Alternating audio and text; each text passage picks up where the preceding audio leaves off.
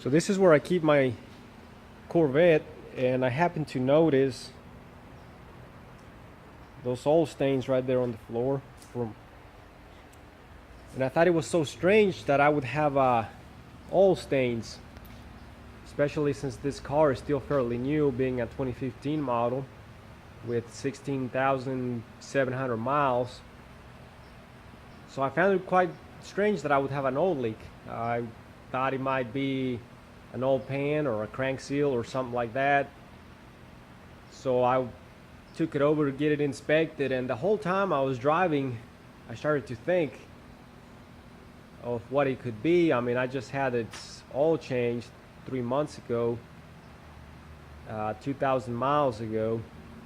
So I had it inspected. I raised it up on the rack, and this is what I found.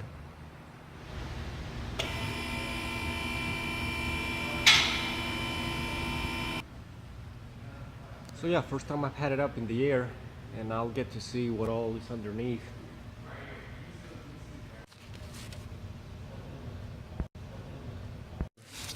Was fixing to come loose when it was serviced. The technician, whoever installed it, didn't tighten it properly. So I thought I'd get it up in the air to see what it was, and I'm glad it was something simple like an oil filter, but it could have been something major for sure. If that oil filter had come loose, then that engine would have been ruined. I should probably check my drain plug, which it looks like it's fine. I'm definitely glad I was able to see this in time, because that filter was very loose and it probably would have come loose pretty soon if I had just left it like that. I usually do my own oil changes on my F-150, but I figure on the Corvette it's under warranty. I figure I'd let the dealership do it, but I don't know, maybe in the future I'll probably just do it myself, which I don't mind working on my cars. I learn a little bit more about them, so probably for the next time I'll just do it. It's really simple. There's the filter right there, really easy to get to. Same thing with the drain plug. I've ever had the Corvette up on the rack, so I'm gonna get to see what all's underneath. The Corvette has electric power steering, so it doesn't have a pump. There's the steering rack with the electric motor in there.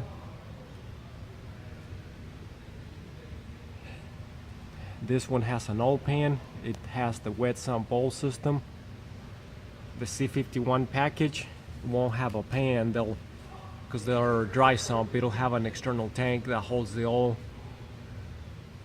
and those hold more oil than this one. It's really cool how they were able to put the transmission on the back. We just have this big torque tube, kind of like a drive shaft, but a little bit different. Then we have all the shield around it, and we have the 7-speed manual transmission on the back. So really cool design, because they're able to get a 50-50 weight distribution by putting the transmission on the back. So they already have the transmission on the rear. All they got to do is put the engine on the back. That's the car I'm waiting for, the mid-engine Corvette. This car does not have magnetic ride control, so it's got regular shocks.